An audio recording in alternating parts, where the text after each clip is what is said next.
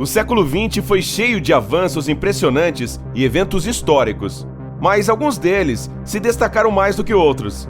E um desses acontecimentos foi a missão da Soyuz 5, que ganhou grandes manchetes não apenas por sua importância, mas por seu estilo impressionante e seu pouso incrível.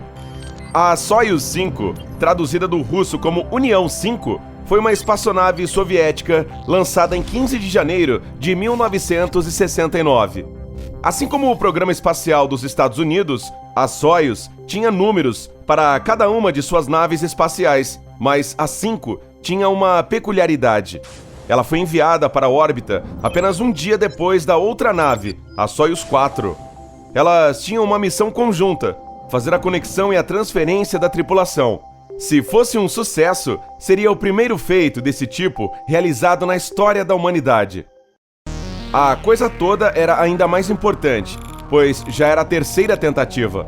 As missões anteriores da Soyuz 1 e 3 falharam ao concluir sua tarefa, então as esperanças eram altas desta vez. Primeiro, em 14 de janeiro, a Soyuz 4 foi lançada em órbita com um homem a bordo, Vladimir Shatilov. Ele deveria esperar pela segunda espaçonave e ajudar a tripulação com a conexão. A Soyuz 5 chegou no dia seguinte com 3 homens a bordo, e a missão então começou para valer. Era o primeiro voo espacial para os 4 cosmonautas, o que aumentava ainda mais a responsabilidade deles. Quando a Soyuz 5 se aproximou de sua espaçonave irmã, os preparativos já estavam em andamento. No entanto, ainda era preciso esperar o dia seguinte para ocorrer a conexão. Todos estavam prendendo a respiração enquanto o mundo observava as 2 naves espaciais conectando-se lenta, mas firmemente. A Soyuz 4, que era a nave ativa na missão, manobrou com cuidado e deu instruções à tripulação da outra para que tudo corresse bem. Todas as comunicações silenciaram, exceto a existente entre eles. A missão era muito importante para falhar mais uma vez. Então, às 8h20 da manhã, as 2 se interligaram. A missão foi um sucesso.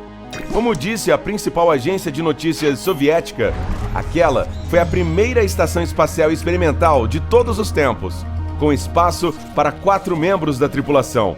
A missão americana Apollo 9 repetiu a experiência apenas 2 meses depois. A seguir, porém, vinha provavelmente a parte mais audaciosa de todo o empreendimento. 2 membros da tripulação da Soyuz 5, os engenheiros Alexei Yeliseyev e Yevgeny Krunov, deveriam atravessar o trecho de espaço aberto entre as naves e embarcar na Soyuz 4, juntando-se ao comandante. Isso não era apenas parte de sua missão atual, mas também um elemento de treinamento para um possível pouso na Lua. Para essa caminhada, os engenheiros vestiram seus trajes espaciais de última geração, ajudados pelo comandante Boris Volynov, o terceiro tripulante da mesma nave. As vestimentas foram projetadas especificamente para as missões da Soyuz, mas devido a diferentes problemas durante as 2 primeiras tentativas, seu uso foi atrasado até 1969. E, finalmente, o dia de glória deles chegou. O comandante Volynov verificou as roupas de seus homens e foi até o módulo de descida. Foi ele quem ficou na Soyuz 5 para retornar à Terra, o que fez da maneira mais notável. Mas vou contar isso daqui a pouco. Primeiro, ele verificou pela última vez se estava tudo bem. Então, despressurizou o módulo em que os engenheiros estavam. Agora não havia mais volta para eles.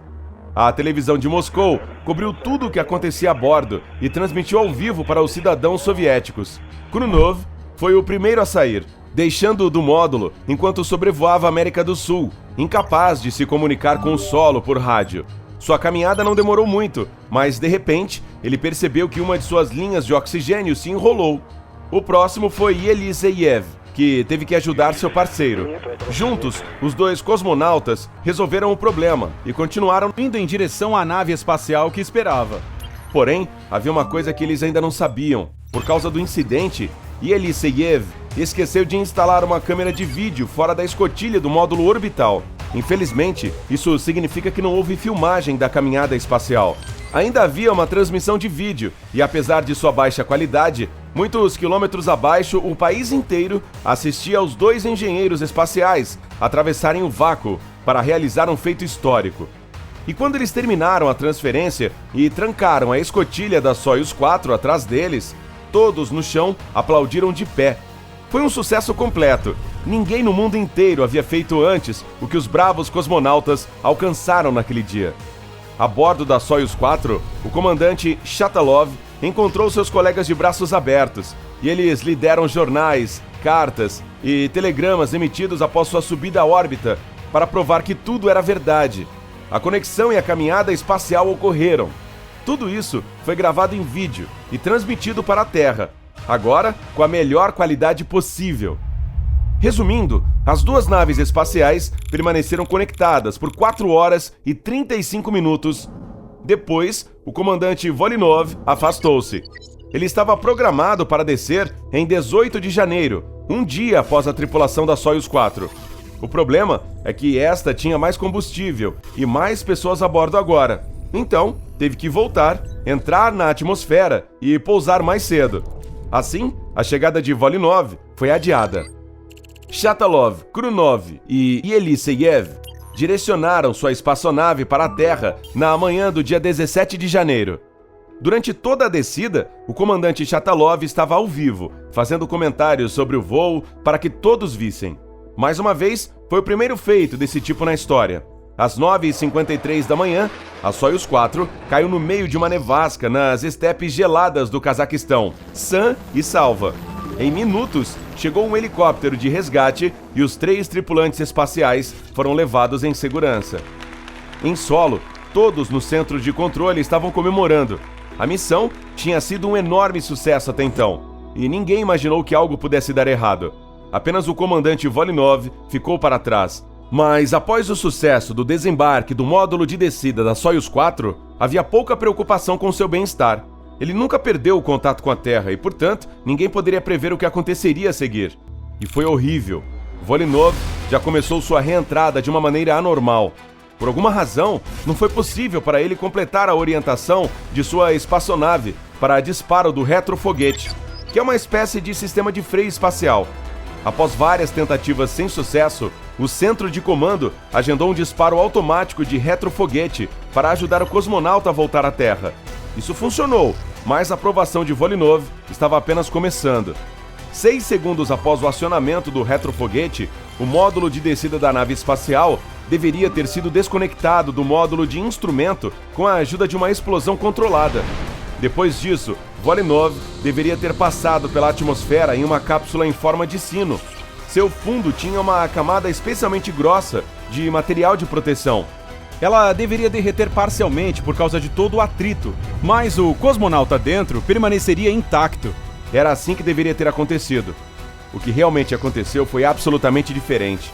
A explosão não desconectou os 2 módulos e a cápsula de Volinov voltou à atmosfera com o lado errado, em que ficava a escotilha e tinha apenas 2,5 cm de proteção. De acordo com todos os cálculos, a fricção deveria queimar pelo menos 7,5 cm do material. Quando percebeu o que estava acontecendo, Volinov pensou que era o seu fim. Durante a meia hora seguinte, ele assistiu e sentiu como a pressão e o calor insano destruíam a cápsula ao seu redor. Ele sabia que a camada protetora não duraria muito, mas continuava relatando seu status no gravador de voz. Enquanto as chamas engoliam o módulo pelo lado de fora, a temperatura dentro continuava subindo. Em algum momento, o calor começou a destruir a escotilha e uma fumaça tóxica encheu a cabine. Então, um estrondo enorme foi ouvido. Era a explosão dos tanques propulsores no módulo de instrumentos. Todo o mundo de Volinov agora estava concentrado em um espaço pequeno e claustrofóbico que estava desmoronando rapidamente. Mas então um milagre aconteceu. Os suportes que conectam os 2 módulos finalmente se romperam, e a cápsula, puxada pelo lado mais pesado, tombou e enfrentou a fúria atmosférica com o lado protegido, como pretendido. Volinov foi salvo por acaso. Mas esse ainda não era o final. A queda fez o módulo voar sem destino, e os paraquedas se abriram apenas em parte, porque suas linhas se enredaram. Então, em vez de cair mais ou menos pacificamente no chão, a cápsula com o homem dentro caiu como uma rocha do céu. E finalmente, para piorar a situação, o sistema de pouso suave também não funcionou corretamente. Quando o módulo atingiu o chão, O impacto fez Volynov voar contra a parede à sua frente, quebrando vários dentes. A Soyuz 5 pousou a quase 563 quilômetros de distância do ponto de aterrissagem pretendido. Apreensível, Volynov só pôde ficar dentro da cápsula e agradecer a boa sorte de estar vivo. Mas a temperatura lá fora estava congelante e o cosmonauta sabia que as equipes de resgate levariam várias horas para tirá-lo de lá. Então, ele se levantou, localizou uma coluna de fumaça ao longe e caminhou nessa direção, até chegar à casa de um camponês.